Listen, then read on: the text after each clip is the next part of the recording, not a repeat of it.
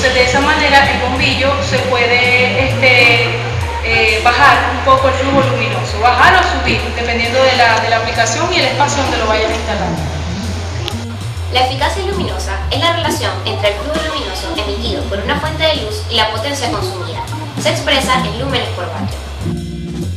La siguiente pregunta que te realizaremos es sobre la eficacia luminosa, que es lo que nos indica la eficiencia con la que la energía eléctrica es consumida para transformarse en luz.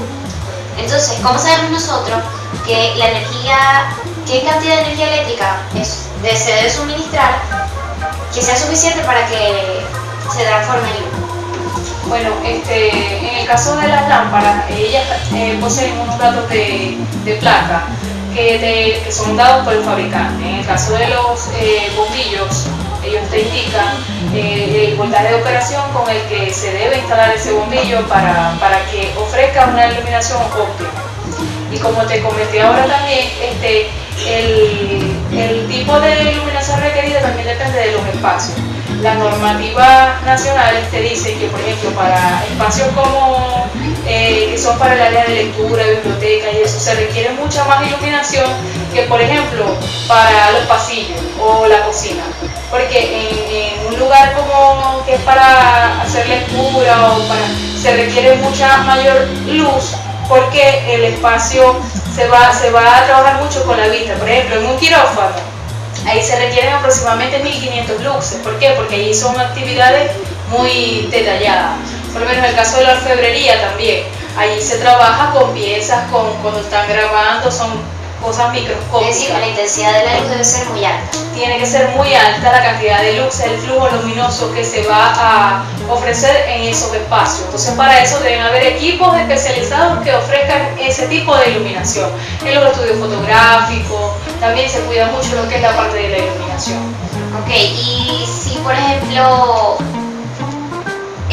la energía está muy baja, ¿qué ocurre? O sea, ¿por qué ocurre que a veces la lavadora se enciende y las luces bajan?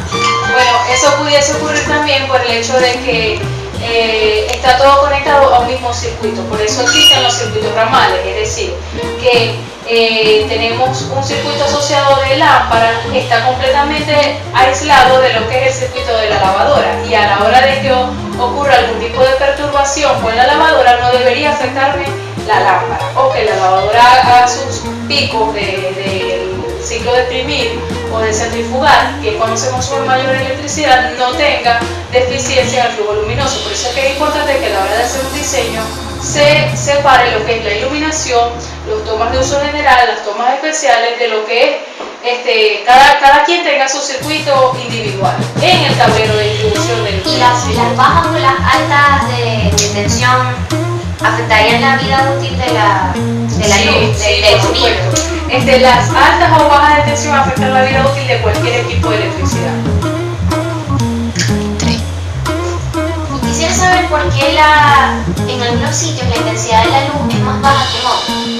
Bueno, eso también depende de la caída de tensión, porque muchas veces cuando la fuente, que es la que te está suministrando la energía a determinado lugar, está muy alejado, la energía le cuesta mucho más llegar al sitio. ¿Por qué? Por la caída de tensión asociada. Es como, por ejemplo, que nos pongamos a empujar esta mesa a 2 metros. Es mucho más fácil que empujarla 100 metros, vamos a llegar mucho más cansados. Lo mismo sucede con la electricidad.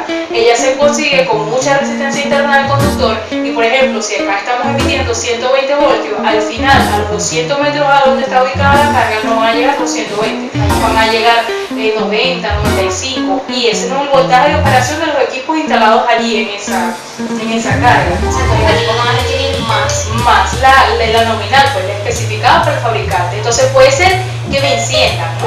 Pero no sabemos qué tanto tiempo van a durar ellos encendidos con ese poco voltaje. Y aparte de eso, estamos trabajando fuera del rango de operación que especificó el fabricante, con lo cual podemos acordar la vida útil porque está trabajando fuera de su rango. Además, que pudiese perder la garantía del equipo y de repente pudiese caer la tensión mucho más a 50 voltios o algo así, y bajar mucho más, y el equipo simplemente se apaga y lo podemos hasta dañar.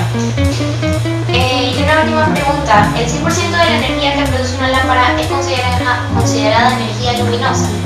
Bueno, existe un porcentaje que es energía luminosa, pero hay otra pequeña porción de esa energía que emite la lámpara que es energía calórica, que se puede percibir cuando nosotros nos acercamos y tocamos el faro luminoso, que podemos percibir que está un poco caliente. Y eso depende de los tipos de... Sí, eso depende de los tipos de bombillo. Por ejemplo, este tipo de iluminación se denomina luz fría. ¿Por qué? Porque no emite tanto calor como emite la iluminación incandescente, que es la iluminación compuesta por un filamento que a su vez está compuesto de una resistencia que consume muchísima más energía que la luz fluorescente, como la que tenemos acá. Hoy en día se ha hecho una campaña para tratar de minimizar el uso de iluminación incandescente y sustituirla por la fluorescente, como en el caso que tenemos acá. Que además ahorra energía. Sí, ahorra mucha energía y la vida útil es mucho más larga. Puede durar hasta 2000 horas encendidas las lámparas.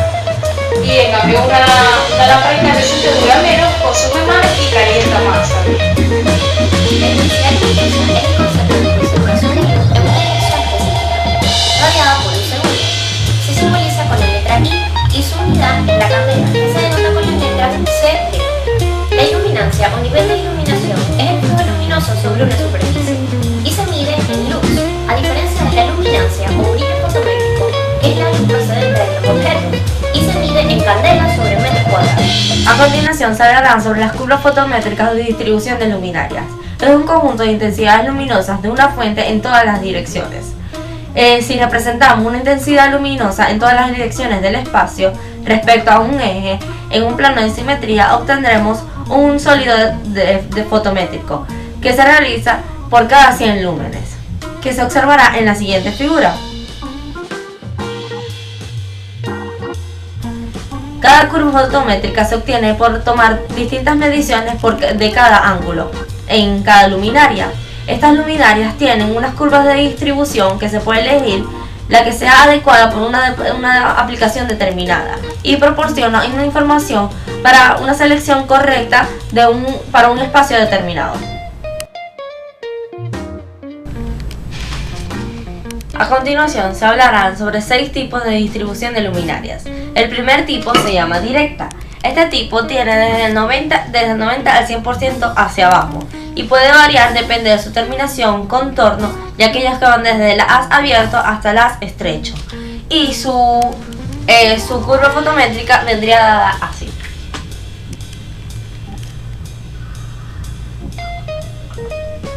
De esta forma. Después vendría la semidirecta. La semidirecta tiene un flujo luminoso del 60 al 90% hacia abajo.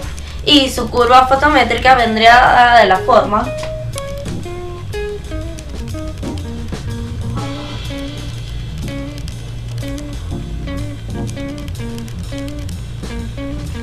De esa forma.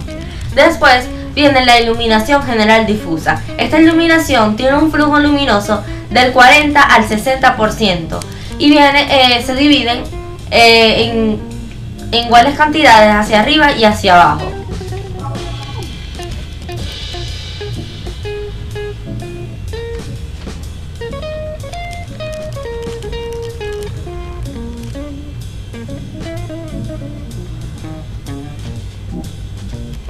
Y vendría dada de esta forma. Después vendría la semidirecta. La semi-indirecta tiene un porcentaje del 60 al 90% hacia arriba y su curva fotométrica tiene esta forma.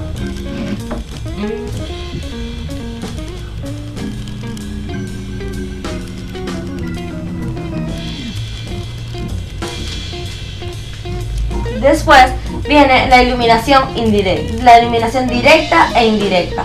Esta iluminación tiene un 40 hasta el 60% y su curva fotométrica sería de esta forma.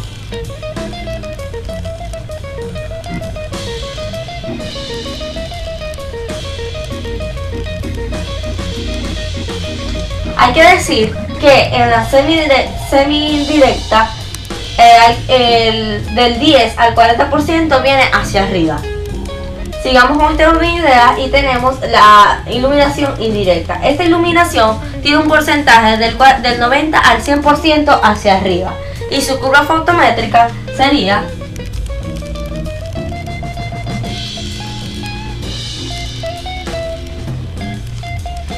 de esta forma. Entonces aquí tenemos las 6 distintas formas de curvas fotométricas que se ven a continuación.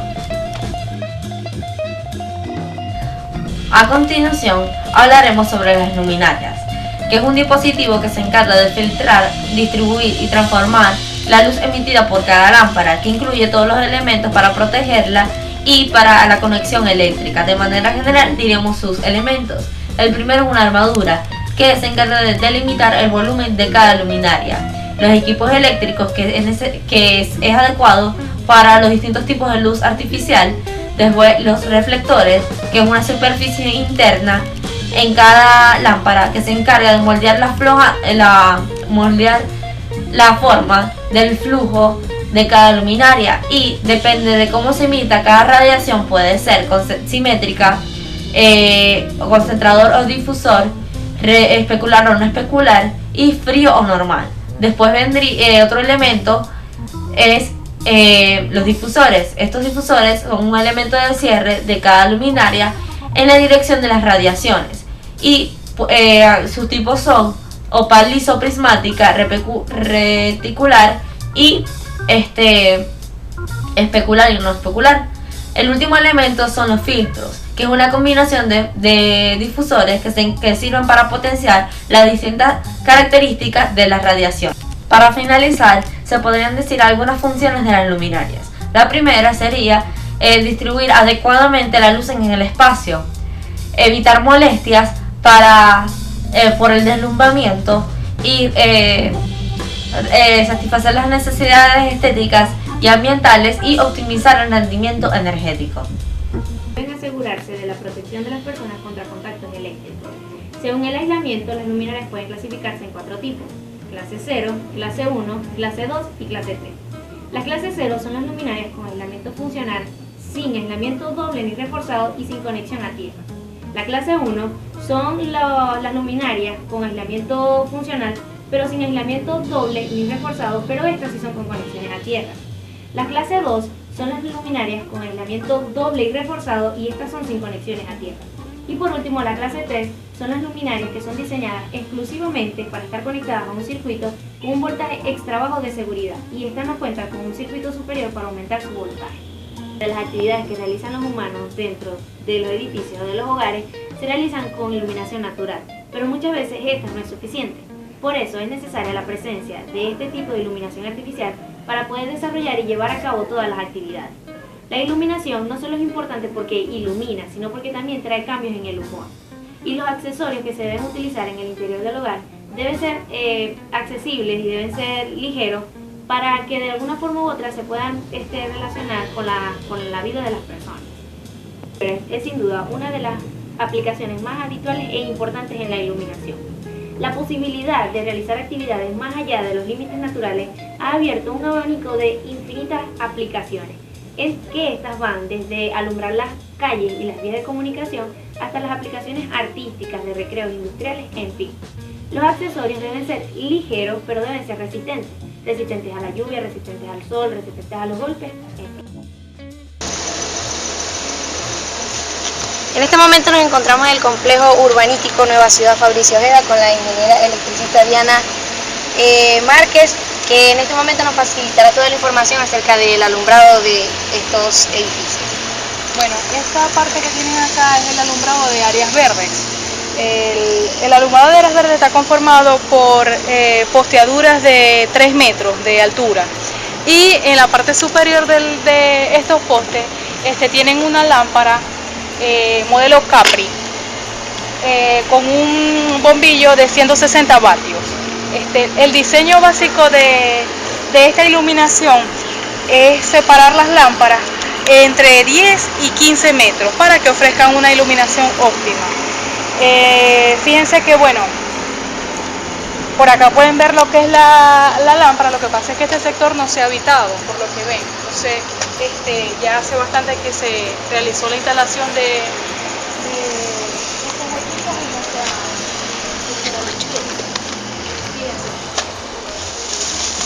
Aquí tienen lo que es la base del poste, que sería lo que se llama tanquilla, con su tapa. Por allí internamente es donde se hace el empalmado del cable. El cable, ellas están alimentadas por un cable 12 que pasa internamente por este poste, y arriba se conecta al zócate E27 que contiene el bombillo, que hace por supuesto la iluminación. Bueno, esto es lo que es alumbrado de áreas verdes. Fíjense que está separada de aquella aproximadamente entre 10 y 15 metros. Bueno, aquí tienen lo que es la plaza. Ya voy a 3. ¿Y cuál es la diferencia que existe entre este tipo de alumbrado que es de calles con el de alumbrado de áreas verdes?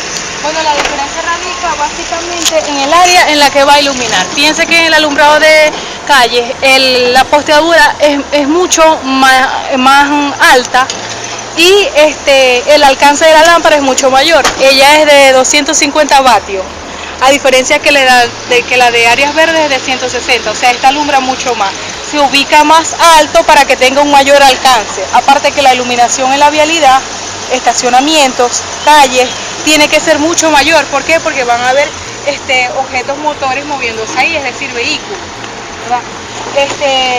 La tanquilla para sostener este poste es mucho más grande que la de áreas verdes.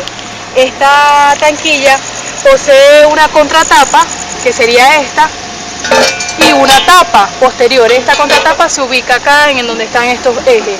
Se pretende iluminar las zonas residenciales o peatonales. Se busca conjugar la orientación con la seguridad de las personas o de los vecinos.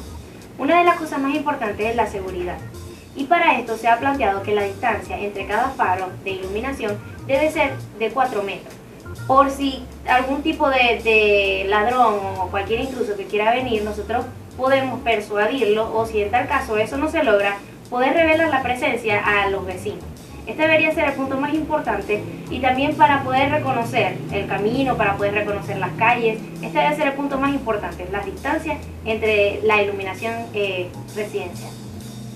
Que debe entrar en funcionamiento automático y permitir, en caso de falla general o de falla de un 70% por debajo del nivel nominal que es permitido, este pueda permitir la evacuación de las personas que se encuentren en los cuartos, que se encuentren en hospitales y puedan salir.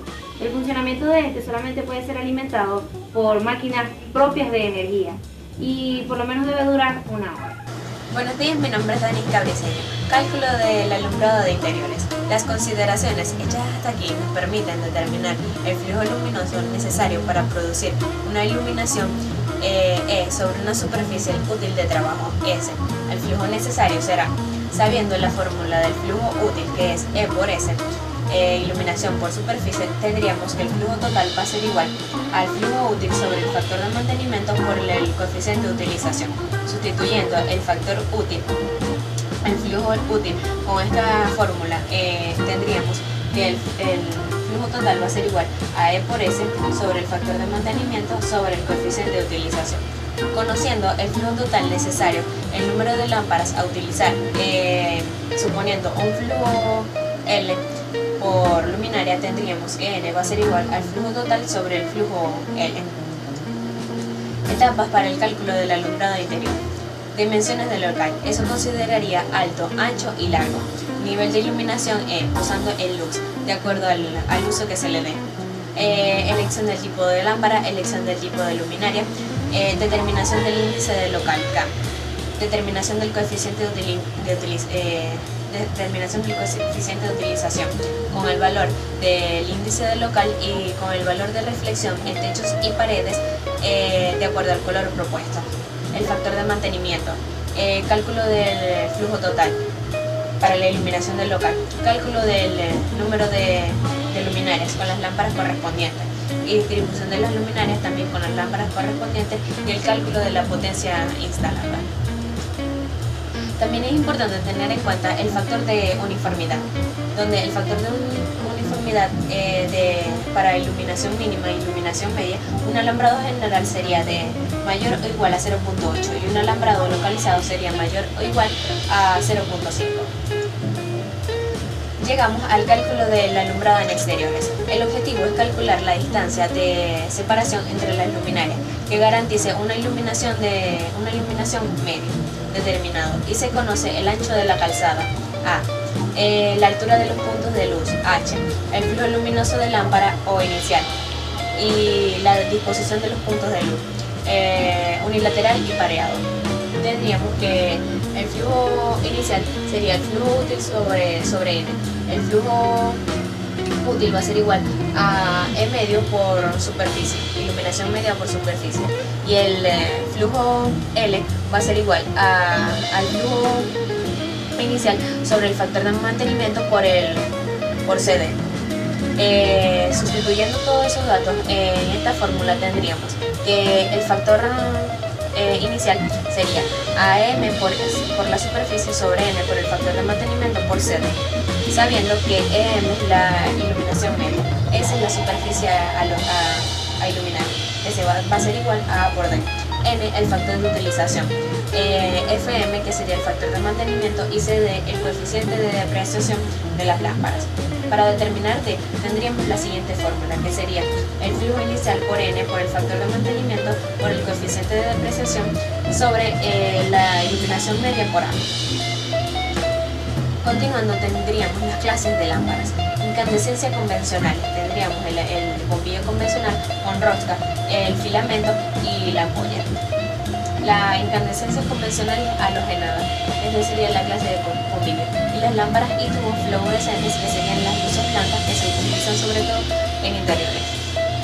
El vapor de mercurio a alta presión, tendríamos esta clase de bombillo con casquillo, ampolla ovoide de vidrio duro, la sustancia fluorescente, el gas de relleno inerte a baja presión, que es lo que cubre lo que se ve blanco en el bombillo, el tubo de descarga, el alambre conductor soporte, la resistencia ómnica en serie con cada electrodo auxiliar, los electrodos auxiliares que serían estos, los electrodos principales que serían los de abajo, el apoyo, alambre, conductor, soporte, que sería este que se encuentra aquí abajo.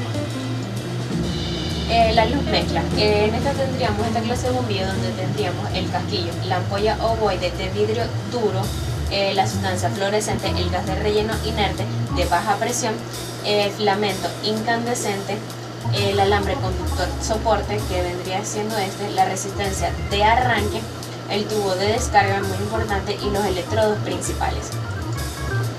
Los halogenuros metálicos, tenemos estas dos clases de bombillos y tendríamos el casquillo, por dentro sería la ampolla tubular clara, los electrodos, el tubo de descarga de Watson, que sería este. Y en esta clase tendríamos el casquillo con una ampolla elipsoidal difusora.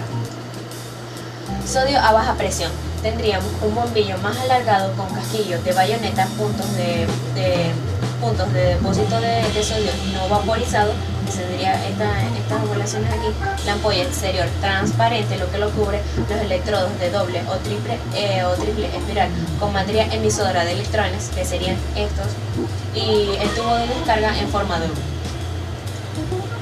Sodio a alta presión, tendríamos estas dos clases de bombillos, la forma cambiaría, tendríamos los casquillos, la ampolla exterior clara, en este caso la ampolla exterior difusora, en este caso, y los convencionales tubos de descarga. Activa de lámparas, aplicaciones.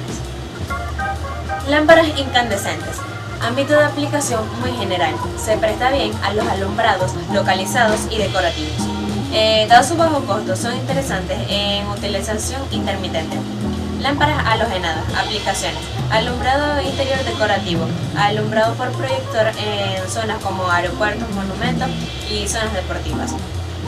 Lámparas fluorescentes, entre ellas están las lámparas